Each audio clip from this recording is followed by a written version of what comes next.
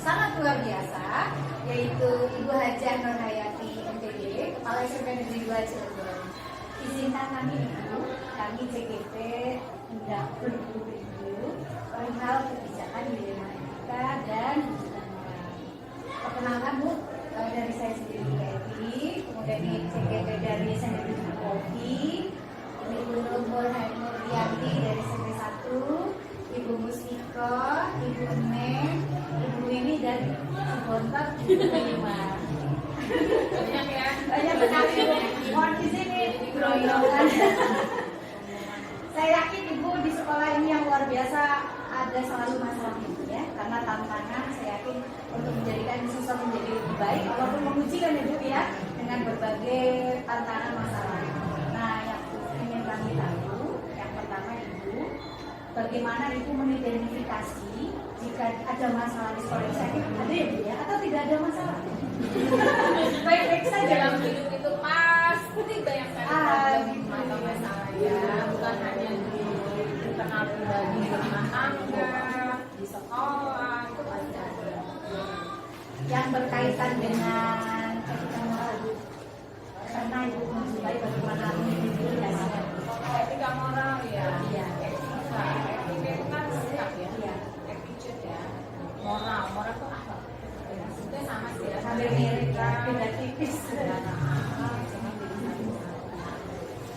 Jadi mungkin pertama sih yang saya lakukan itu berdasarkan hati nurani ya. Jadi kita amati secara langsung dan kita klarifikasi terlebih dahulu dengan yang bersangkutan, mungkin dengan kalau misalnya ada keterlibatan salah satu anak atau peserta didik, tentunya kita tidak langsung untuk memvonis ya, tapi kita harus manggil dulu, kita ajak bicara.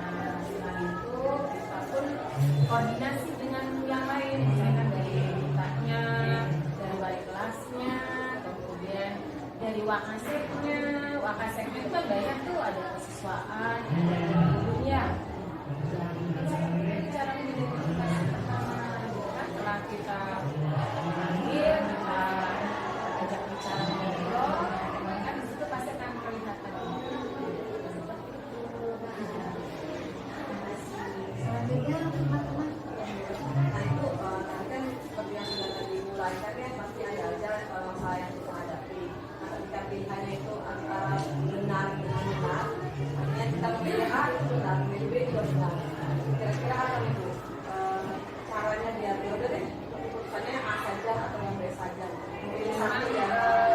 Karena saya apa ya, memutuskan, karena itu tadi semua dalam hidup itu harus pilihan.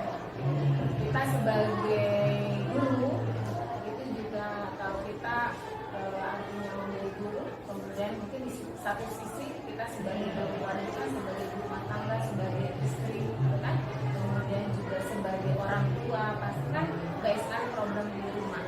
Salah satu itu kita selalu orientasi itu pilihan. Seperti mana yang tadi ya, seperti mana nih untuk menentukan ini baik harus pilih yang mana nih, kan gitu. Yang jelas kita komunikasi terlebih dahulu ya. Kemudian apapun yang kita putuskan tentunya itu harus sudah kita pikirkan secara mendalam. Dan mudah-mudahan kita selalu berdoa apa yang kita putuskan itu adalah suatu keputusan terbaik.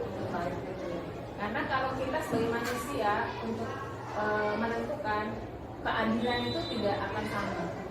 Halnya seperti itu gitu ya. Jadi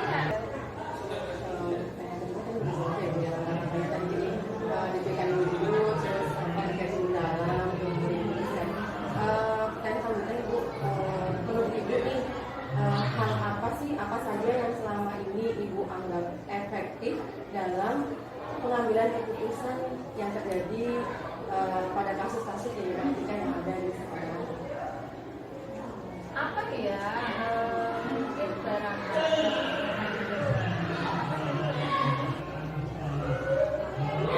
apa ya, mungkin itu tadi ya, dari awal kita itu memanggil ya, yang bersangkutan kita panggil semua kan, mengadakan klarifikasi, kemudian ngobrol, musyawarah, terus ya, dialog gitu kan, banyak sih yang disiapkan gitu.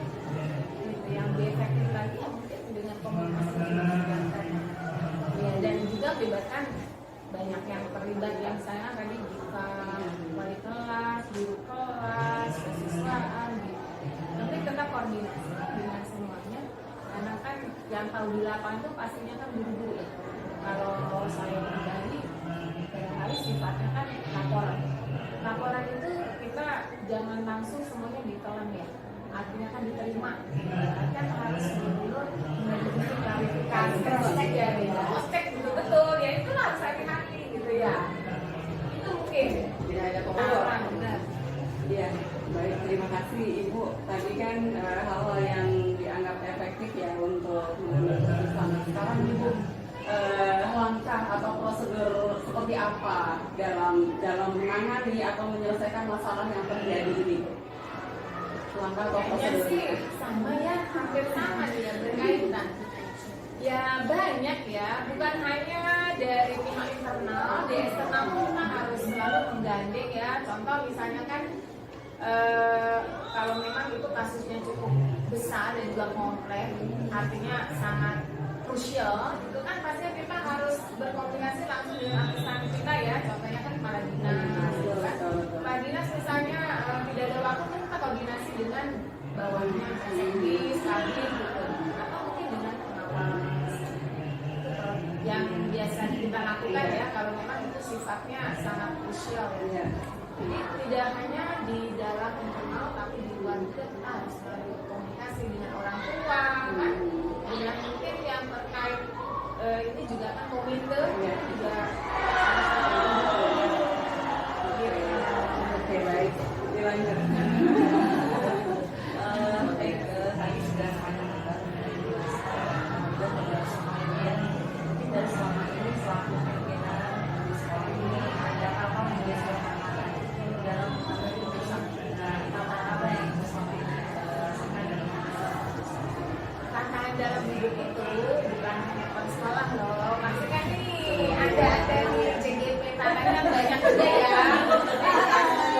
Bisa lah diatasi, masing-masing pribadi punya bagaimana solusinya. Kalau kasih tantangan sekarang itu pasti ada, baik para sekolah tantangannya banyak banget ya, bukan dari siswa, dari guru, dari staf, dari OB, dari security, dari orang tua, banyak banget kompleks ya. Tapi ya kita harus berani gitu, berani menghadapinya dengan kepala dingin, dengan positif. Kemudian ya kita harus ya artinya jangan apa ya, jangan merasa putus asa. Kita harus selalu optimis, karena niat baik itu insya Allah akan ada jalan yang terbaik juga. Baik, ada respect. Nah, jadi kan positif thinking aja tuh. Jadi jangan ya, belum apa-apa udah buruk sangka, udah negatif, nggak akan bisa mungkin masalah. Pokoknya kita yakin apa yang kita lakukan itu insya Allah akan ada. Banyak ya.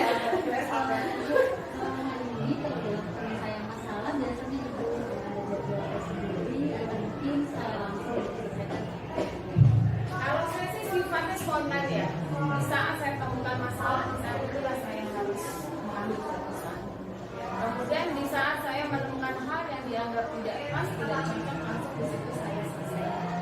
Jadi jangan menunggu. Jadi langsung berbola. Jadi tidak ada. Kalaupun memang saya sedang sibuk dan kalaupun memang perlu selesai, ya harus selesaikan. Jangan dibuat apa ya, waktu ya spontanitas aja. Kayak sekarang pun kan artinya kan lihat kondisional juga. Ya apapun kita kan saling support ya, support saling dukung gitu. Tapi insya Allah kalau kita positif, kembali lagi kita imun tubuh kita jadi sehat lagi nih. Saat di situ ada masalah, di saat itu ada persoalan, sudah kita selesaikan. Kan Makasih, enggak mungkin tadi ada beberapa pertanyaan yang mirip ya sebetulnya kan tadi pihak yang lain juga mungkin ya kedua kasek tadi wali kelas BK mungkin ini langsung saja mungkinnya ke pertanyaan terakhir dari semua yang sudah disampaikan tadi pembelajaran apa yang bisa petik dari pengalaman ibu selama menjadi kepala sekolah apalagi khususnya mungkin dalam mengambil sebuah keputusan gitu apalagi khususnya mungkin ketika ada punya dilema remaja pengalaman bisa jadi yang harus betul-betul apa ya kita sampaikan itu adalah kita banyak berserah diri. Jadi selalu kita mohon doa sama Allah lah, kasih kemudahan, kelancaran, dan juga keberanian ya, keberanian dalam apa sebuah apa ya, misalnya perjalanan itu di setiap saat kan begitu. Salah satunya ya kita banyak berdiri, beristighfar, ternyata kok seperti ini, berarti saya mungkin harus begini gitu kan, dan harus berarti dari ikhlas gitu, menanamkan nilai-nilai spiritual dalam hati juga penting banget ya dalam kita mungkin menyampaikan sebuah masalah. Kalau kita tidak berdasarkan hati nurani, ada emosi, itu kan pasti kayaknya itu nggak menyelesaikan masalah. Jadi harus betul-betul apa nih, saya benar nggak seperti ini, saya baik nggak nih saya ngomong begini, itu kan selalu kita bicara dengan hati dan juga dengan akal yang positif tentu saja. Jadi jangan pakai emosi, jangan pakai berusaha harus lah gaya istighfar, bismillah gitu kan, tarik nafas, akhirnya kita tuh lega, kemudian kita memberi keputusan pun akhirnya gitu. Contoh rekan sekolah itu adalah sebagai uswatun hasanah gitu kan, sebagai contoh suri tauladan. Sebelum dia ngomong begini kita pun harus ya tegakkan dulu gitu, sehingga yang di belakang itu mungkin kadang-kadang kalau yang bekerjanya secara hati dengan ikhlas dia akan malu sendiri. Ini buktinya bener loh, ini mengajaknya ke arah kebaikan, bukan mengajak ke arah kejelekan. Saling memberi dukungan, saling percaya, kita harus selalu support. Kita kerja ikhlas dulu, kerja keras dan kerja tuntas, buktikan dulu saya bilang. Itu keberanian gitu kan, keberanian dan tim yang solid itu yang penting. Baiklah, mungkin itu dia hasil wawancara kami dengan kepala sekolah dari SMPN Negeri 2 Cirebon. Sangat luar biasa jawabannya ya, sangat menginspirasi. Apalagi khususnya mungkin kita belum pernah terjun ke lapangan untuk menjadi seorang pemimpin. Tapi mudah-mudahan dari Ke depan ya, ke ya, depan. insya Allah ya. Nah, dari sini latar belakang dari sini kita belajar. Jadi ya, sukses terus deh ya, semoga apa yang cita-cita tercapai dan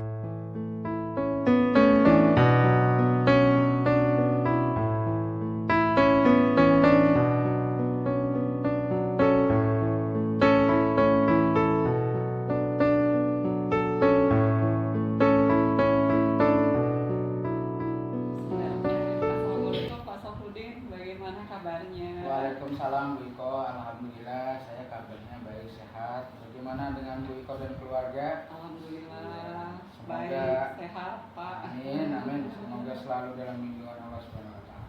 Iya, mohon maaf nih Pak Sofrudin, Mohon terima maaf. kasih atas waktunya ya Pak Sofrudin. Di tengah-tengah kesibukannya Bapak sudah meluangkan waktunya untuk wawancara menjadi narasumber saya nih. Sebetulnya saya ada tugas nih Pak, tugas dari CGP, di mana tugas tersebut saya harus mewawancarai beberapa kepala sekolah terkait dengan praktek pengambilan keputusan gitu. Jadi bolehkah saya mengajukan beberapa pertanyaan Pak kepada Bapak? Silakan Bu Iko dengan senang hati, mudah-mudahan sedikit bisa membantu. Silakan. Ya. Jadi begini Pak, Ya, silakan. selama Bapak menjadi kepala SMP Negeri 6 ini, adakah suatu masalah yang Bapak hadapi itu sebagai pemimpin, yang mana masalah itu menimbulkan sebuah dilema dalam penyelesaiannya gitu ya? Jika ada, bolehkah Bapak menceritakan gitu, serta beserta cara penyelesaian masalah tersebut gitu? Baik, terima kasih Bu Iko. Memang ada beberapa yang pernah saya temui kasus seperti ini, atau yang disebut dengan dilema etika. Salah satu contoh itu pernah terjadi, ada siswa yang nakal, siswa yang jarang sekolah, dan ternyata keponakan saya sendiri. Itu dilema dulu, tapi saya nggak akan ngambil contoh yang itu ya Bu ya, saya ngambil contoh yang lain. beberapa waktu lalu ada salah satu siswi putri ya, itu jarang masuk ke sekolah 1 minggu berturut-turut, tidak ada informasi. Nah, ketika kita gali informasi ke temannya, katanya ibunya sedang dirawat sakit. Sementara dia punya adik yang umur 4 tahun dan 6 tahun harus dijaga karena bapaknya kerja. Dan keluarganya dari segi ekonomi sepertinya kelas menengah ke bawah. Jadi kalau untuk mengambil pembantu atau perawat sepertinya tidak memungkinkan gitu. Kemudian langkah yang saya ambil, saya mengutus wali kelas untuk memastikan informasinya seperti apa. Alhamdulillah wali kelasnya ketemu dengan ayahnya dan memang seperti itu, seperti yang diceritakan di awal. Sehingga kita dilema untuk mengambil sebuah keputusan, Bu Riko. Kalau anak itu kita paksa, sekolah ini akan timbul masalah terhadap adiknya yang umur 4 dan 6 tahun itu, karena ketika dibawa ke rumah sakit tidak diperbolehkan. Gitu. Tetapi kalau anak ini tidak kita haruskan sekolah, ini kan berbenturan dengan absensi dengan aturan sekolah ya Bu, yang harus gitu. Nah, jadi agak dilema. Nah, dalam memutuskan itu, akhirnya saya memberi saran kepada orang tuanya, kita cari solusi yang bisa menghandle kedua-duanya. Saya menyarankan ketika si siswi ini sekolah, sementara adiknya dititipkan dulu kepada keluarga yang lain. Baru setelah adik ini pulang sekolah kembali ngomong. Dengan cara itu maka kebutuhan aturan sekolah harus dipenuhi tercapai dan kebutuhan secara kemanusiaan untuk merawat adik-adiknya juga bisa tercapai. Mungkin itu contoh yang bisa saya berikan, Bu. Baik Pak, terima kasih. Nah, selanjutnya bagaimana Bapak itu mengidentifikasi sebuah kasus yang termasuk gitu ya, yang termasuk dilema etika atau bujukan moral gitu? Biasanya saya mengidentifikasi dulu masalahnya. Kalau masalahnya itu menyangkut terhadap hukum, misalnya ada anak tiba-tiba bawa minuman keras ke sekolah gitu. Itu bukan kasus dilema etika. Tetapi kalau kasusnya tidak berbenturan dengan tidak berhubungan dengan ranah hukum, nah itu disebut dengan dilema etika. Seperti 2 contoh yang saya sebutkan tadi, penyelesaiannya dua-duanya sama-sama tidak berhubungan dengan ranah hukum. Iya, betul. Baik Pak, selama ini Bapak bagaimana cara Bapak ya dalam mengambil keputusan Pak, terutama untuk kasus di mana ada 2 kepentingan yang sama-sama benar gitu ya, keputusan yang benar dan tidak melawan hukum gitu. Baik, seperti contoh yang tadi, contoh siswa tadi itu kan ada 2 kepentingan antara kebajikan atau kemanusiaan dengan kebenaran peraturan sekolah. Bagaimana supaya tidak berbenturan dengan keduanya, saya lebih mengambil kepada kebajikannya dulu. Karena ketika kebajikan ini sudah dijalankan, kita menjunjung tinggi nilai kejujuran, keadilan, kemanusiaan, maka kebenaran itu akan mengikut dengan sendirinya.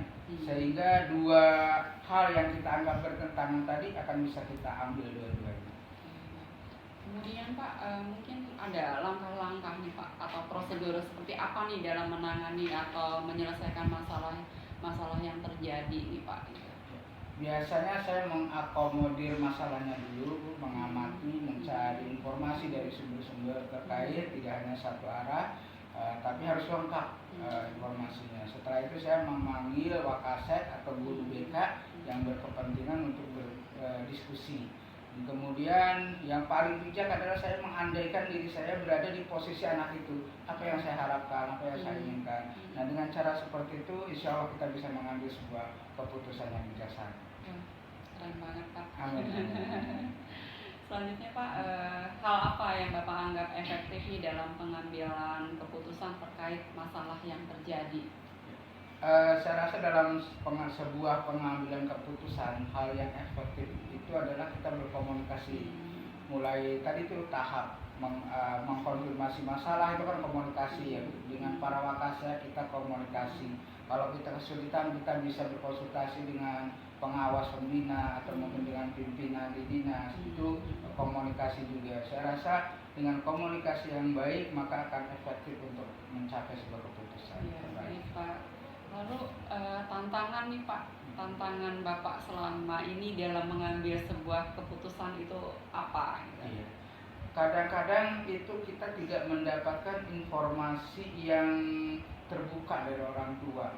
Jadi orang tua itu cenderung menutupi informasi tentang anaknya, kurang keterbukaan. Mungkin dia malu kalau hal-hal yang jelek tentang anaknya terungkap. Padahal ibarat kita seorang dokter, kita nggak bisa mendiagnosis sebuah penyakit, apalagi membuat resep, kalau kita tidak tahu benar-benar informasi tentang penyakit itu.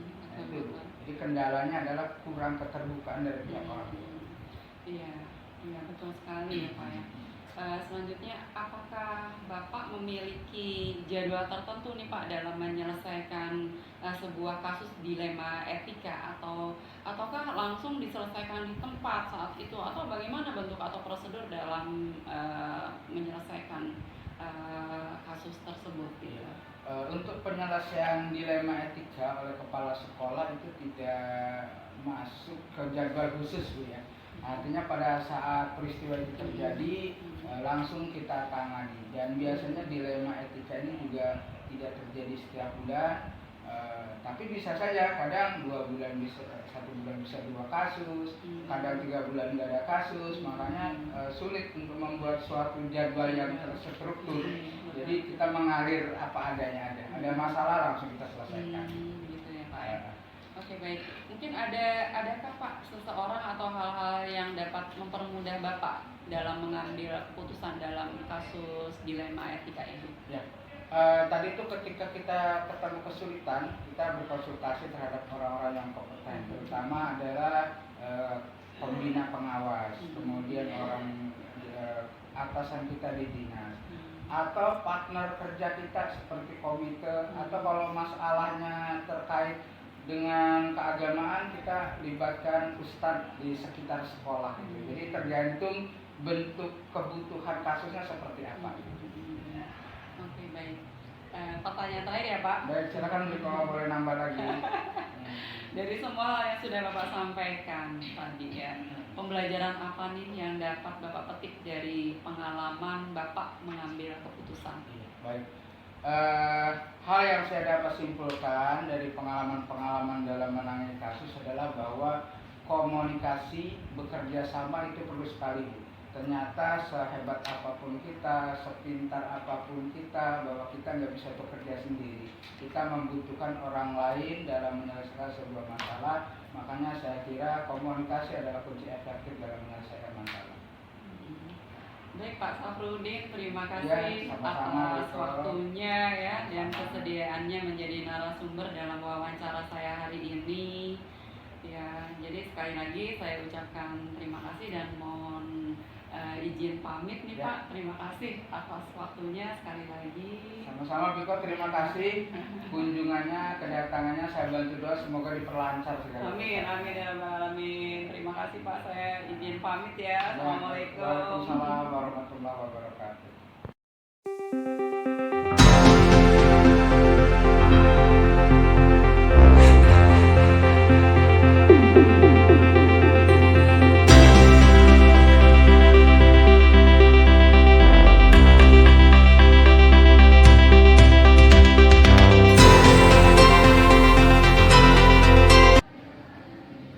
Bismillahirrahmanirrahim. Assalamualaikum warahmatullahi wabarakatuh. Salam. Gimana kabarnya Pak Dian? Alhamdulillah Bu ya, sehat nih. Wah, fresh sekali nih kelihatannya. Segar nih. Sehat ya Pak ya. Baik Pak Dian, terima kasih ya atas kesediaan waktunya bersedia diwawancarai sebetulnya. Kebetulan nih Pak, ini ada tugas dari CGP mengenai untuk mewawancarai beberapa kepala sekolah berkaitan dengan pengambilan keputusan ya, kebijakan pengambilan keputusan. Jadi saya langsung hubungi Bapak gitu. Baik, Pak Dian, jadi begini, selama Bapak menjadi kepala sekolah SMP Negeri 10, adakah suatu masalah yang Bapak hadapi sebagai pemimpin di mana masalah itu menimbulkan dilema dan menimbulkan dilema gitu ya dalam penyelesaiannya gitu. Jika ada, boleh dong cerita ya, Ya. Pak, cerita beserta bagaimana cara penyelesaian masalah tersebut gitu.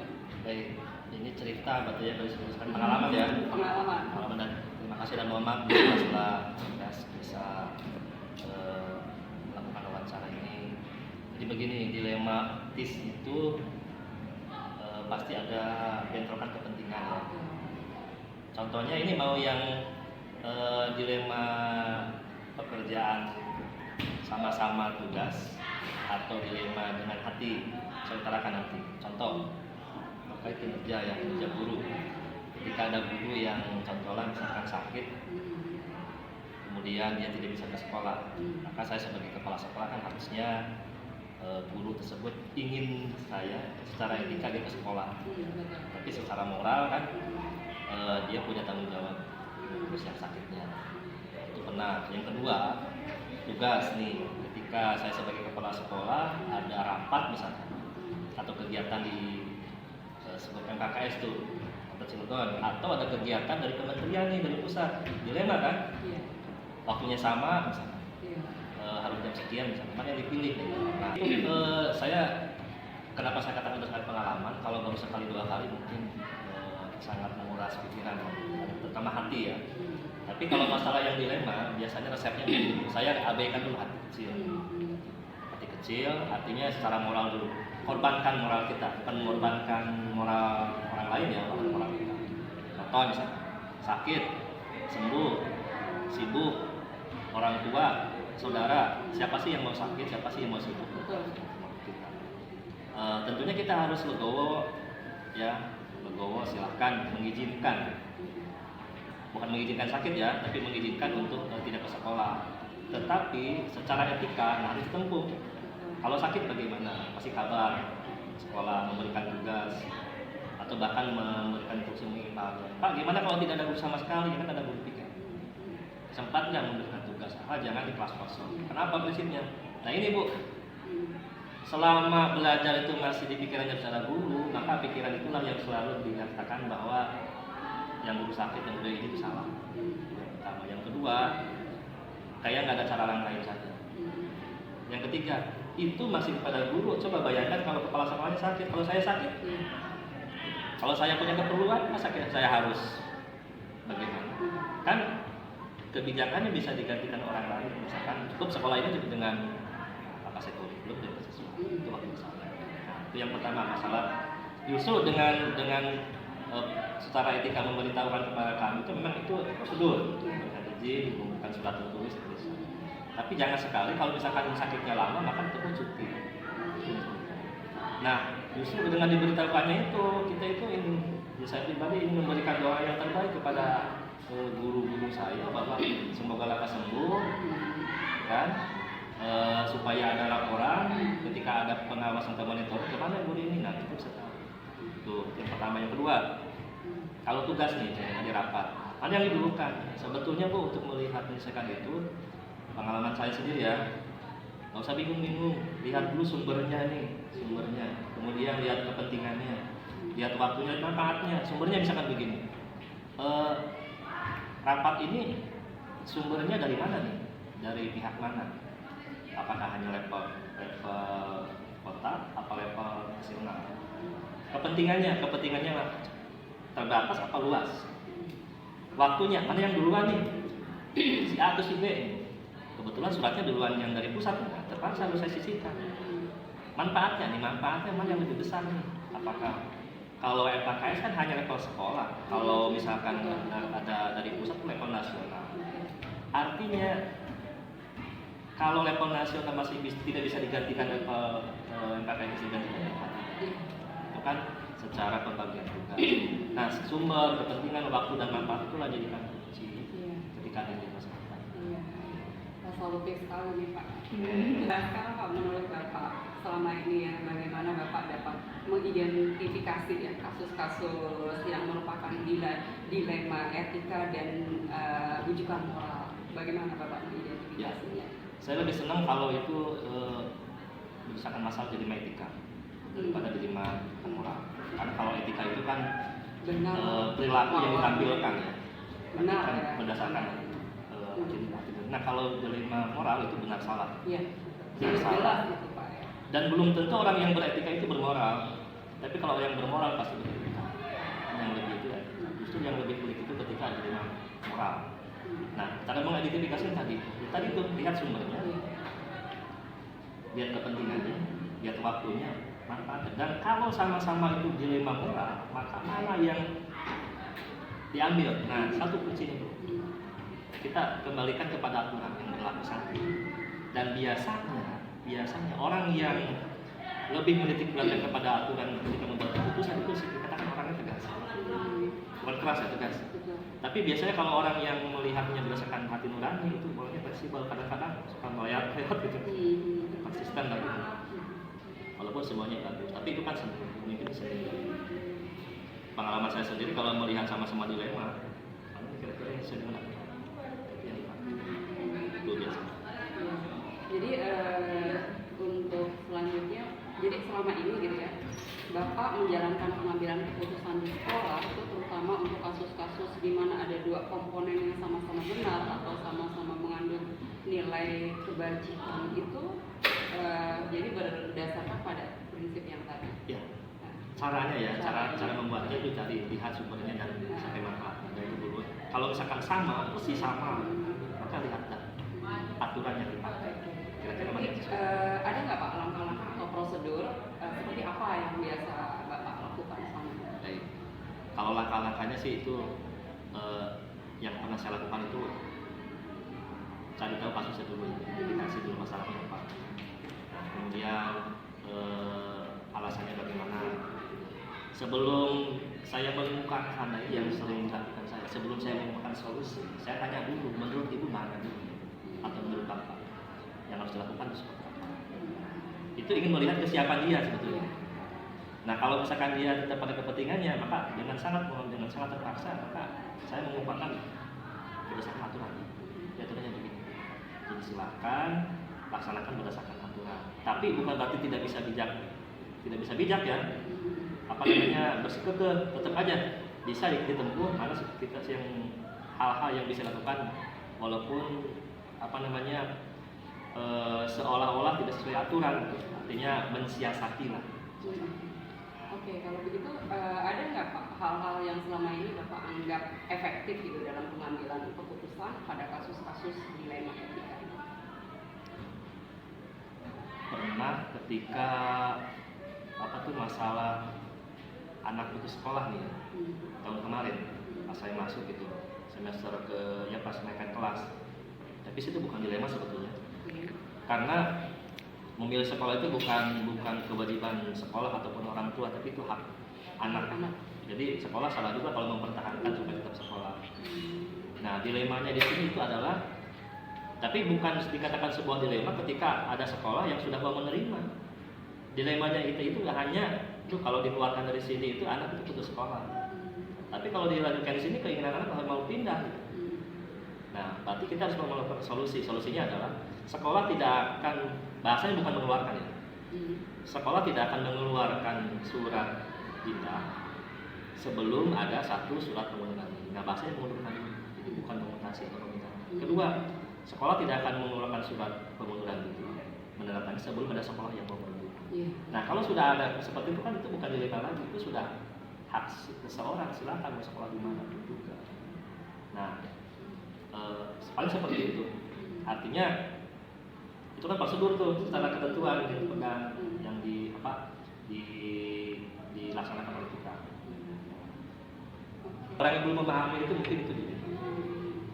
Selanjutnya Pak, mungkin ada nggak sih hal-hal yang selama ini merupakan tantangan ya dalam pengambilan keputusan pada kasus-kasus dilema etika tadi? Oke, tantangan terbesar saya adalah target saya sendiri. Apa itu Pak? Ketika keinginan saya A, tiba-tiba yang di bawah itu B, maka saya harus bisa memediasi targetan saya atau menurunkan kapasitas capaian. Karena walaupun punya modal besar, punya kapasitas besar, tapi kalau sumber dayanya tidak siap, nah itu yang harus disesuaikan. Makanya musuh saya sendiri adalah diri saya sendiri. Sebagai manusia, sebagai pimpinan ya punya target harus menentukan kata. Nah itu ya biasanya hanya di konflik dan menimbulkan dilema. Misalkan guru harus hadir semua nih, tapi pada kenyataan ada aja tiap hari yang sakitnya. Ada aja pengasuh anak yang tidak bisa hadir. Benar-benar. Jadi nggak sesuai dengan harapan kita ya. Tantangannya saya sendiri tantangannya itu sebagai pimpinan. Kalau yang sakit, yang tidak ada pengasuh itu bukan tantangan gitu. Ya, bukan tantangan itu. Oke, selanjutnya Pak, mungkin kalau Pak Dia dalam memutuskan sebuah kebijakan itu ada waktu khusus nggak? Misalnya ada terjadwal banget ini, atau mungkin langsung menyelesaikan pada saat itu, atau terjadwal sedemikian rupa? Ya, saya itu kalau rapat, kalau briefing itu di awal itu dasar yang paling pertama saya tampilkan di slide. Itu paling kalau nggak kata mutiara, kalau nggak hadis lebat. Kalau rapatnya rapat kerja bisa saya tampilkan ada sebuah riwayat, kalau sudah selesai menyelesaikan suatu masalah atau pekerjaan maka segeralah beralih kepada masalahnya. Dari sana itu prinsip hidup saya, artinya saya tidak akan menunda masalah selama masih bisa diselesaikan hari itu. Bisa diselesaikan ya, kenapa tidak? Sampai besok. Siapa tahu besok itu ada masalah lagi. Ada masalah lagi yang baru ya. Kalau saya sih pun nggak punya jadwal tertentu ya. Ya karena harus bisa selesai. Kalau bisa selesai itu kenapa tidak? Kecuali kalau misalnya tidak bisa diselesaikan, semua yang ada tidak ada itu pas atau trending. Tergantung juga dengan Tergantung besar kecilnya masalah dan siapa yang menyelesaikan. Baik Pak, kemudian ada nggak misalnya faktor-faktor atau seseorang atau faktor-faktor apa saja nih yang selama ini mempermudah atau membantu Bapak dalam pengambilan keputusan dari kasus-kasus dilema etika ini? Konsisten dan komitmen. Ya, kalau orang itu nggak konsisten dan komitmen, mau membuat keputusan, yuk kita buat keputusan. Kalau selama itu masih ego sendiri, mementingkan diri sendiri, tidak akan ada keputusan. Satu itu. Jiwanya ya, komitmen konsisten. Yang kedua, pengalaman yang akan mendewasakan. Ya, dan karena tidak mungkin ini menjadi permasalahan besar kalau sebelumnya tidak pernah dihadapi. Yang terakhir, ya memang harus ada keputusan. Harus ada keputusan. Jangan kumpul tapi ngobrol tidak ada keputusan. Nah, kan setelah ada yang ketiga ini baru kembali ke satu. Komitmen enggak, kan saya sering bilang kalau kerbau itu kan talinya, kalau misalkan ucapannya, kan? Nah itu biasanya. Oke baik Pak Dia, menarik sekali ya. Yang terakhir nih Pak, dari semua hal yang telah disampaikan tadi, mungkin pembelajaran apa nih yang dapat Bapak petik dari pengalaman Bapak mengambil keputusan dilema etika ini? Oke, pembelajaran yang terpenting dari pengambilan keputusan memang hidup ini pilihan. Mengambil keputusan itu hitungannya bukan hari, bukan jam, tapi detik. Makanya prinsip saya kalau bisa diselesaikan hari ini selesai. Keputusan itu kan menyangkut bukan masalah pribadi ya, tapi untuk kepentingan orang banyak. Maka dibuatnya oleh orang banyak juga, walaupun ujungnya tergantung kepala sekolah katanya. Ya, saya punya caranya ditentukan bersama. Dari sini saya bisa belajar bagaimana menjadi orang bijak. Bijak. Di sini bijaksana. Artinya keputusan yang diambil itu jangan sampai membenturkan melulu aturan ya. Karena aturan itu kan kesepakatan bersama yang dibuat. Maka ada hal-hal yang dikatakan yang diperhatikan. Tapi itu saya kira. Supaya kita lebih bijaksana dalam mengambil langkah. Dalam mengambil keputusan. Iya, dalam mengambil keputusan. Karena keputusan itu biasanya menjadi keputusan orang tua. Dan semakin sering maka dia akan semakin bijak. Semakin bijak. Apalagi semakin sering mengalami maka dia akan lebih bijak. Jadi salah satu pendewasaan diri juga ya. Tapi tergantung juga sih. Kadang-kadang orang yang sering juga kadang-kadang nggak berpikirnya apa. Nah satu ego untuk bisa mengelola ego itu mungkin ya supaya lebih bijaksana dan bijaksana. Iya. Oke Pak Dian, menarik sekali ya percakapan dengan Bapak. Ini terima kasih banyak atas waktu dan kesediaannya dalam menjadi narasumber dalam wawancara ini ya sekali lagi kami ucapkan terima kasih. Wassalamualaikum. Baik, terima kasih. Mudah-mudahan sukses, lancar ya, dan berhasil apa yang mudah-mudahan sudah kekurangan dari saya sendiri. Assalamualaikum warahmatullahi wabarakatuh. Oke, terima kasih. Oke, sama-sama. Dan